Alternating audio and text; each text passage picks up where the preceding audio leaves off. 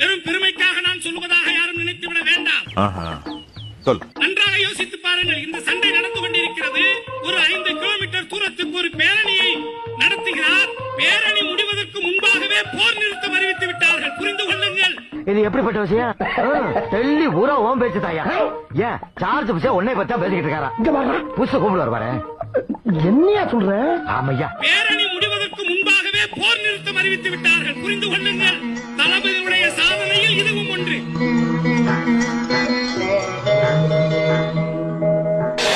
தளபதியுடைய சாதனையில் இதுவும் ஒன்று. ரொம்ப நன்றிங்க. தளபதியுடைய சாதனையில் இதுவும் ஒன்று.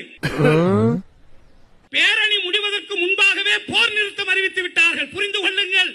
என்னடா மாப்பிள்ளை சொன்னதை திரும்ப திரும்பி சொல்லிட்டு இருக்கான். ஒரு சாணு வயிற்றுக்குத்தான் எல்லாத்தையும் விற்க